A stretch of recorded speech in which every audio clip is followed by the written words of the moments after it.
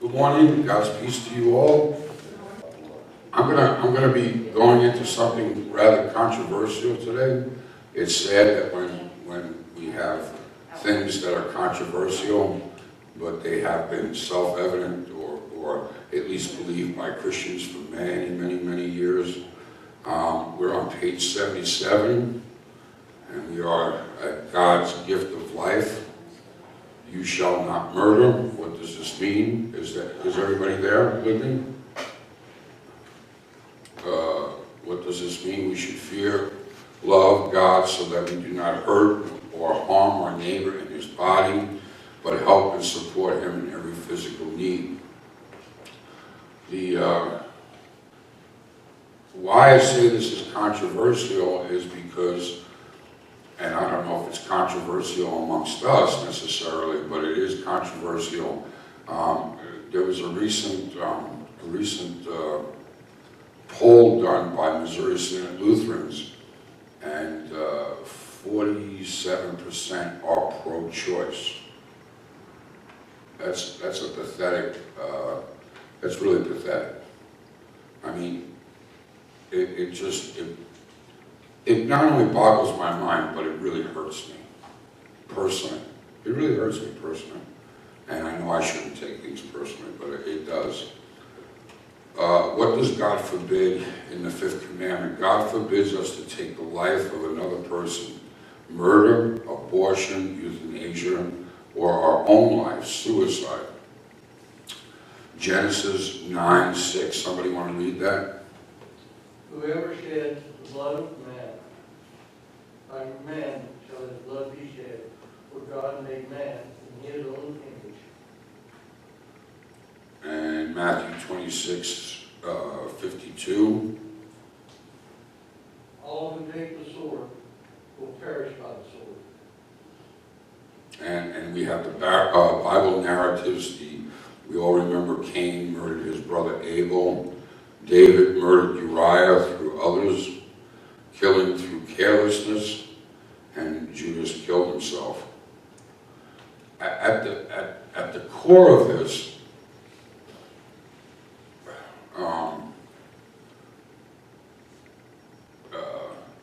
we are finding now that we didn't know back in 1973, although I think we had some inclination of it, that life is formed rather quickly in the womb.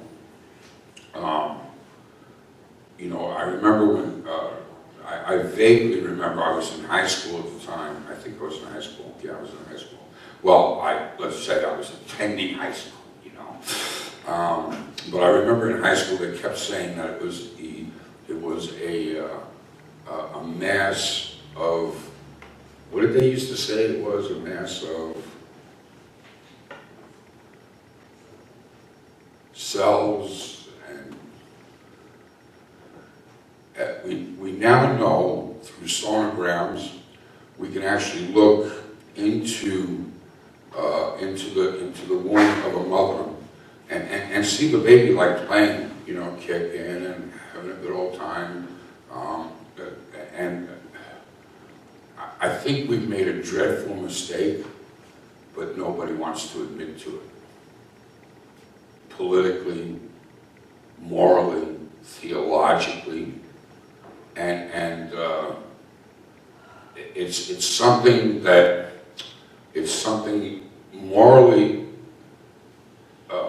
wrong, and yet we still keep with it because there's certain things that have been built on that. For example, feminism has been built on the whole premise that women have a choice of their own body.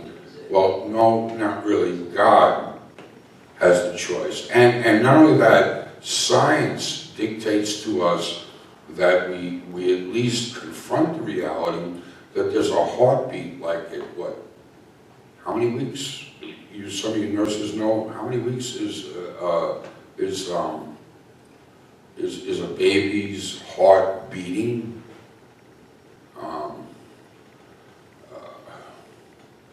We really, as a church, as a synod, as people of God, we need to proclaim this loud and clear.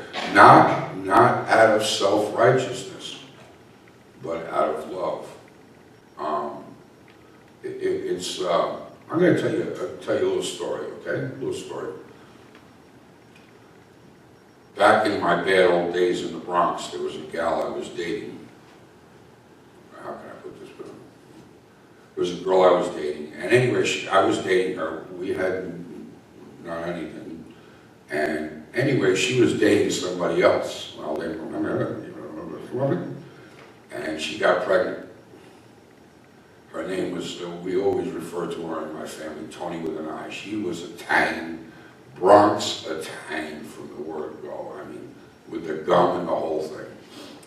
Anyway, I said to her, even in my most Guido days, even in my most youthful, angry, whatever days, I said to Tony, she was going to get an abortion. I told her, I will marry you,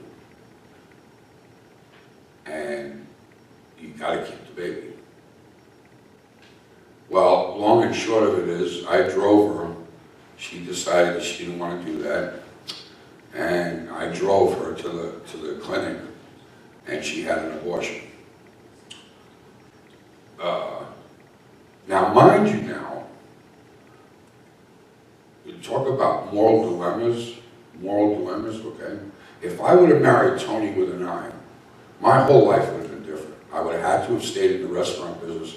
I might have owned my own restaurant somewhere down the road, maybe made more money or whatever, but my life would not have been where it has gone now. I would have never went back to school, and so forth and so on. So in one way, I can understand how a woman would consider having an abortion, because she realizes the fact that if she has a baby, it's going to totally bring her down a different road. So in that way, and Tony with an I wouldn't have lasted long at all, believe me. We would have been two Italians arguing every night. It just wouldn't have worked out. However, does that necessarily mean that what I did by saying to her, marry me and we'll keep the baby, even though the baby wasn't mine? Well, it still was right.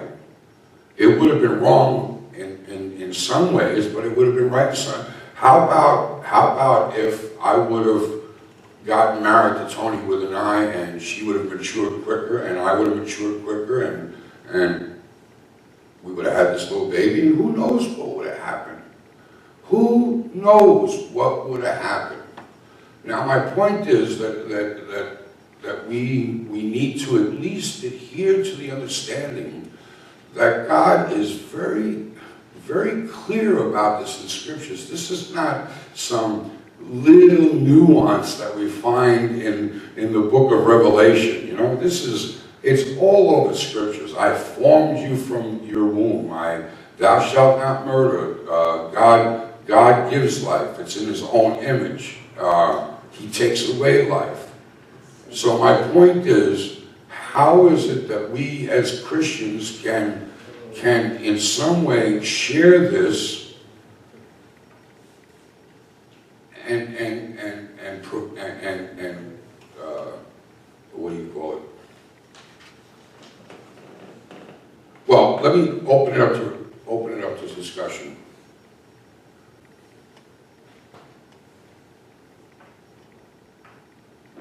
Did she have the baby?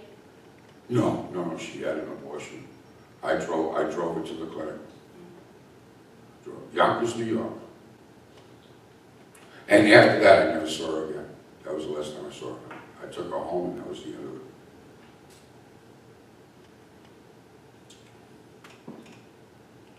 Well, in my way of thinking, you were a participant. I take it. That's exactly right. That's exactly right. Now, perhaps that's why I'm so adamantly opposed discussion as a man, because even though it wasn't my baby, I was involved in the actual, you know, I could have been a nurse that cleaned up the operating room. I mean, I was in some sense, and I'll be honest with you, I still feel guilty about that. I mean, at the very least, I was hoping, amongst hope, that I could talk her out of it on the way to Yonkers, from the Bronx to Yonkers, which is only a 20-minute ride without traffic, so that's not a whole lot of time. She was still went, regardless of you or whoever. Her family was very Catholic, and you know, in those days, the Catholic girls that would get pregnant would like go off for like 9 months to wherever, and they would come back and they would have the baby. But this was like Catholic light. She just went and they came back, and it would have never have worked that she would have had a child out of wedlock. It just would have never worked. So. Well, you can see that in society today, Mm-hmm. when there's only one parent. It doesn't work. Oh, it really is tough. It's tough. I mean, what we have, you know, last week we talked about the fourth commandment, that honor thy father and thy mother, that it may be well with thee, that thou mayest live long on the earth. We have totally disembobulated the whole family structure, and it's you say to yourself, well, it's not going to get any worse. No, it will. There, what was it on CNN? They're talking about how women should have 2 men, and they encourage that. They were denounced by some people, but When you can't get along with one. oh, I know, yeah. And the other way around too. Well, you know, in some cable, I don't watch it. I think it's on HBO. They call it Sisters, where there's a bunch of women married to one man. And oh, folks, listen. And this incrementalism that you have seen over the years has gotten worse and worse and worse, to the point where my wife and I, whenever I tell somebody we've been married, we're on our 31st year, they go, whoa. You know, I think of some of you that were married 50 years. I mean, that doesn't happen anymore. People get married, they're in and out all the time. Well, yeah. By the way, there's 3 uses of the law: the curb, the mirror, and the rule. There are certain things that we shouldn't even go down. What I mean by that is, for example, if a husband or a wife cheats on their man or their woman, they shouldn't even be in a position to do that. Okay, you understand what I'm saying? If I'm meeting with some woman, you know, I try Judy knows, I'm not going to go to Judy's house by herself. She's a little too young looking. And I mean that in a sincere sense, okay? I mean really, I feel uncomfortable with that. Now, well, you visited me by myself alone. You missed the point, okay? You missed the point. The point is you have a curb, and this is something that Luther wrote about. Luther wrote about curb, mirror, and rule. There's 3 things that the Lord tells us about. You don't place yourself in a situation where you're going to do wrong. Don't tempt yourself. Don't tempt yourself, for goodness sake. And, well, the curb was completely out. The curb is completely out. There is no first use of the law. Even in Christianity, most Christians don't. I think of Vice President Pence when he said that he wouldn't eat alone with another woman. This was before all of the sexual harassment came out and everything. They made fun of him. It's called the Franklin rule. All right, it's called it because the Graham rule. The Billy Graham rule is that you're not alone with a woman.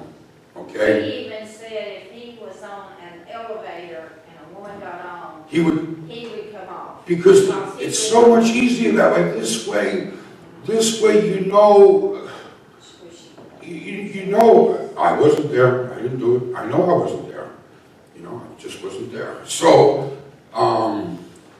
now let's take that to this fifth commandment. If you know that you could get pregnant, years ago, you used to abstain, right? This is the only surefire way that you knew that you were not going to get pregnant, right? And a guy knew that if he didn't want to have a shotgun wedding or whatever, he knew that he had to abstain, and the woman had to abstain. It was some sort of unwritten rule, and that doesn't mean that those that, you know, like Hester in the Scarlet Letter, you know, that those who succumb to that cannot be forgiven. I'm not saying that. But when you start off already at the point like, oh, it's okay. It's okay. You're in trouble. And so you get pregnant. So what do you do then? Well, as a society, there's a way that you solve that by just aborting the child. You do away with all of that shame and guilt and whatever it comes down to. But do you? Well, no, you get different kinds of guilt and shame. Only publicly. Huh? Only publicly. Yes. You get rid of it. But you deal with that shame and grief the rest of your life. Well, you know, to be really, shame is public, guilt is private. Let me be quite frank with you. I'm pretty loose and open about my life. Not other people's life, but my life. And so I have a very low threshold. I try to do like Paul says, wretched man that I am. Some pastors disagree with my approach, but they don't know anything anyway. The point is that what's interesting is the fact that if you take away the whole shame aspect, then you only have the private guilt. And I wonder which is more powerful. I think both are. But the guilt can just eat away at you over and over. And it's sad. It's sad because what I would think, and many women have done this now, who have had abortions that have felt this guilt for years, now go and rally for the pro-life movement. But now let's take this one step further. If we murder our children, if we break the fifth commandment, well, then what's going to happen is we will find a way to maybe murder our parents, euthanasia. Well, you can't, that COPD medicine, that's really expensive. That's every day you got to take that. The diabetes medicine, and you got, so then there comes a point where, okay, well, we'll give him some happy juice and he'll go off to Never Land. Okay, you do that. If you justify abortion and you justify euthanasia, then and by the way, this is all in here that we're talking about. Then you justify what? Mental illness. If somebody is mentally handicapped or they have Down syndrome or something of that sort, or they're a little slow, or they're a little, well, we'll take that. And the next thing you know, well, let's get the Jews. We never liked the Jews anyway. They always got money. Well, take care of them. And we kill 6 men a minute. So it goes incrementally, it goes further and further and further away. And we Christians have not been bold about I remember when the Beatles said that they were the best thing since Christ or something like that, and all the Christians all the Christian kids all burned their albums. When have we done that? When did we do that with abortion? Never did it. And the people that have tried to do something again have been imprisoned Oh yeah. for harassment. Oh yeah. Oh yeah. And that's the other side of the coin there, where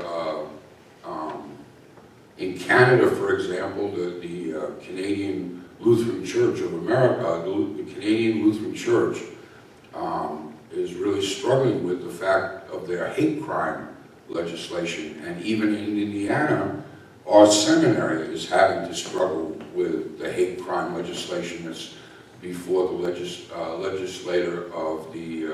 So they're getting to the point where you can't even say that abortion is wrong, because that would be considered a hate crime.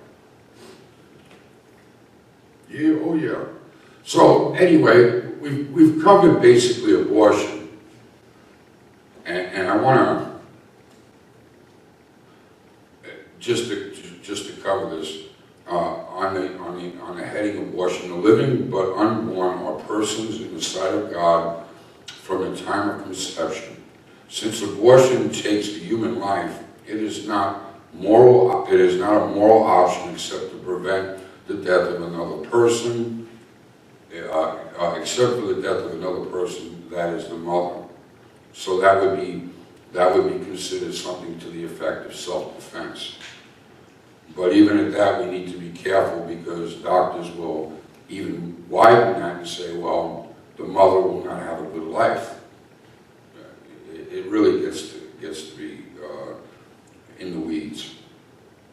Jeremiah 1:5, before I formed you in the womb, I knew you, and before you were born, I consecrated you. This is pretty obvious for those who believe in the scriptures. Psalm 139:16, your eyes saw my unformed substance in your book. In your book were written, every one of them. The days they were formed for me, when you are there, was none of them. So that we're on page 78 already.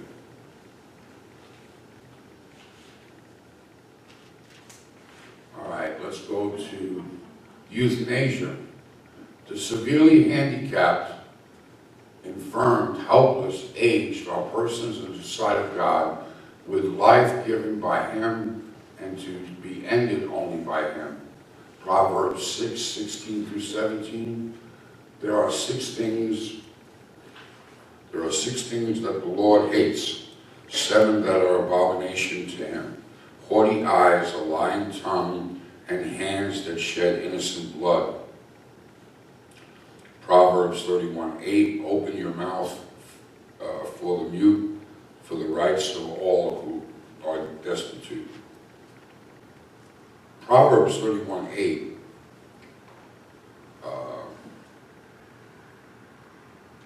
I want you to focus on that particular verse, in the sense that we are not only talking about abortion, euthanasia, and suicide, but we're talking about those who are unable to speak for themselves, that we as Christians need, in fact, to speak for the destitute.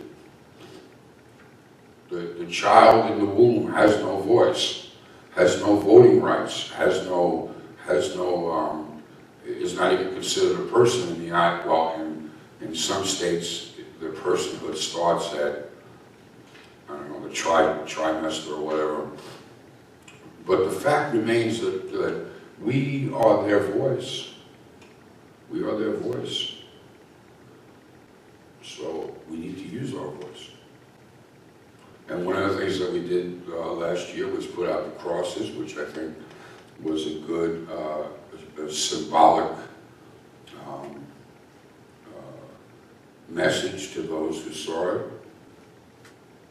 Pastor Selnick talked about the abortion last year at our seminar here. And today he's going to be talking about the euthanasia, the aging. And so anybody who is able should go hear him. He's excellent. At St. John's? Yes. Okay, I saw that in the book, okay. He's the national director of Lutherans for Life. And you will not be sorry if you go here to see. He's a very good speaker. Very good speaker. And he is preaching at St. Stephen's today, Oh, what time is that? all 3 services. Oh, okay. Yeah, yeah, if you're not really sure, let me just say this. Don't necessarily trust my word or my interpretation of Scripture. Listen to this guy too. If you certainly doubt what I'm saying is true, okay. You know, I only speak those. I'm not smart enough to come up with my own theology, honest to God. But if you thought I was, then go see this guy, because he's a lot clearer, and you know, he's a lot more polished than your old pastor is, and I'm for that. That's okay. Yeah. Yeah. Well, no. It's just the more we recognize this problem, it's just. I really would suggest that, because I heard him when he was here. He was here last year. Yeah, he was here last year, and I was very much impressed. And now it's no longer abortion. Now it's euthanasia. Now it's assisted suicide. Secret DNRs. Did you hear that one? There was a hospital that basically put that the doctor put do not resuscitate on certain patients, and it was hush hush. It wasn't through the living will. It wasn't through. It was just basically to get the rooms up. So anyway, any other? And I know that this is a touchy subject.